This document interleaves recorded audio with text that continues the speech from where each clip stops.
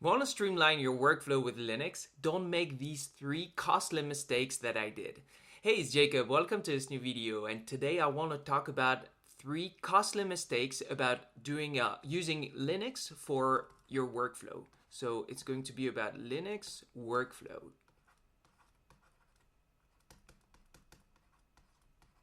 And there are 3 main mistakes I did that were extremely costly in terms of time, mostly, right? And time, honestly, like that's one of the most important thing, at least for me, right? And if we were talking about workflow, that's kind of like one of the main thing that matter, right? Obviously, there is also ease of use and putting less efforts in and making less mistakes, but time is a big component of that.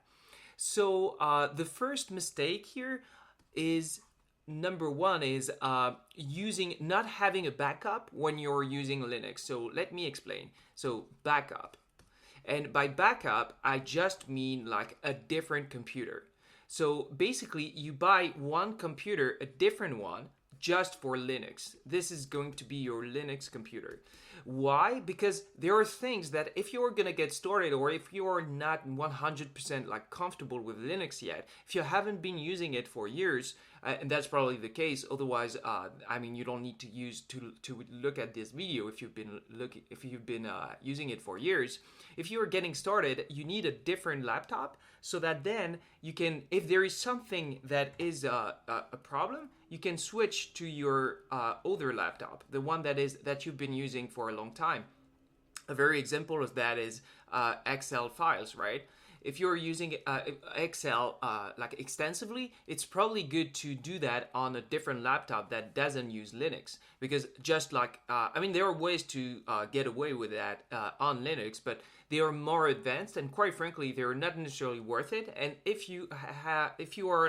that happens when you don't know it and it's a bad time, then you need a quick way to get things done, right? Because let's say you are working with a client or you're at work, you need to get things done, and you switch to Linux, and then you realize, oh, I can't do that easily, right? And this is not something that you can do, right? So you can't afford to do that, is what I mean, right? So that's one of the reasons why, like, getting a backup computer where or it's not necessarily a backup computer, is like a different laptop. Like if you are getting started, use like either buy a cheap one or use one or an old one, or like buy another new one that is but don't touch the one that you're currently using, right? That's one thing, because that also linked to another mistake. I mean, that's part of the same mistake, but it's using a let me use red here. For this one is using a dual operating system. So dual operating system. I don't think that's a good idea. And let me explain why. Because this is a mistake I did myself, and quite frankly, it's not necessarily the best because there is a dependency between the two, and the dependency is like your computer, right? That means like if there is a problem with your computer, you are going to lose both operating systems, right? None of the two are gonna work. And honestly, like, yeah, maybe it's kind of working to do that. And if you are really short on money and you don't want to buy a different one, or if you can't have like a very cheap older one, then yeah, sure, you can do that, but expect more complicated things, right? The more complicated issues that you're gonna have to use your time in order to fix, right?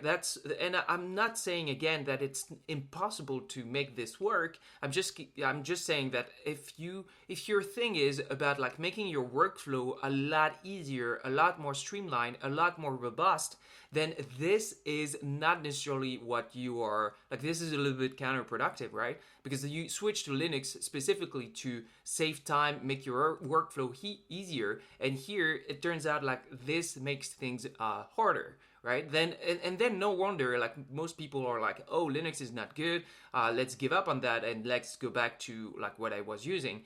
Well, yeah, I mean, of course, that's not efficient to do that, right? If you are using a different computer, then you don't have that problem, and then you get the the best of both worlds, basically. So that's the first mistake that I think. I mean, it would have saved me so much time if I had done this from the start, right? So this is the first one. Let me clear that up and let me give you the second one. And the second one, it might seem like dumb, but it is honestly, that is super. That would have saved me like so much time again. So it's having hardware, Linux hardware compatible, Linux compatible hardware, right?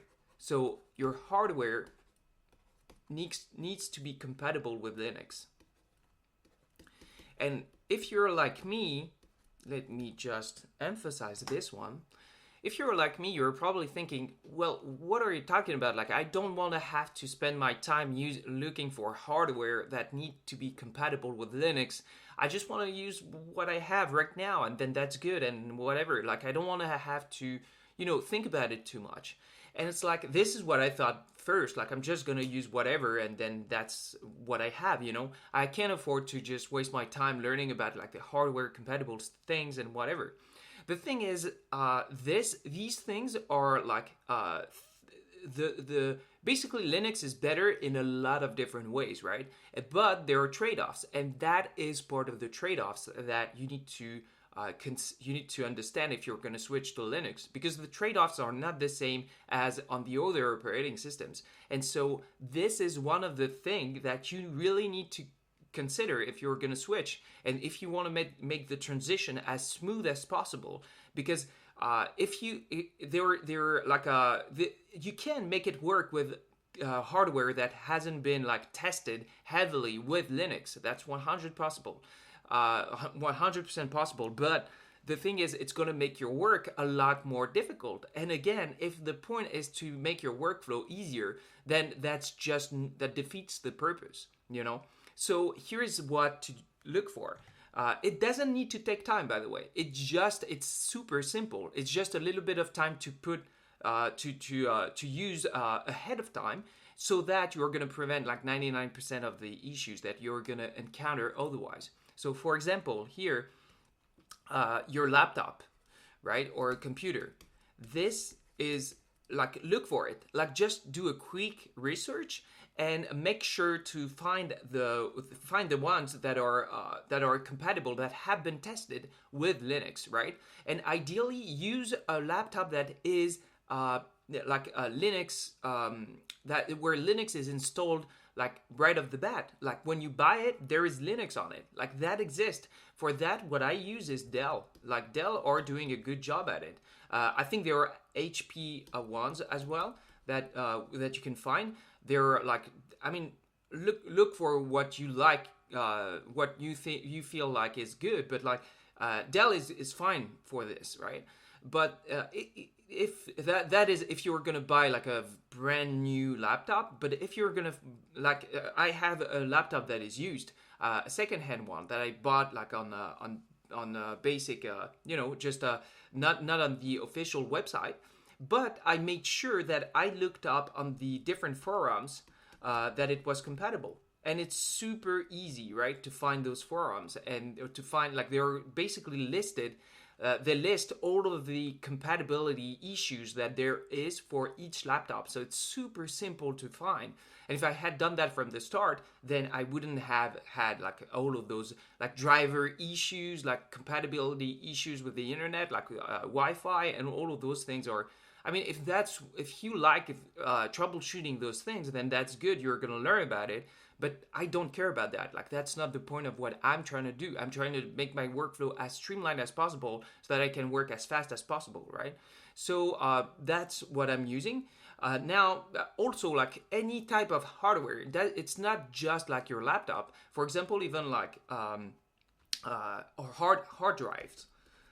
Hard drives, I'm going to do a quick research to make sure that they are compatible with Linux when I buy a new one, because it just doesn't take time, and sometimes it just makes it like so much easier and so much better when you have something that has been tested already, right?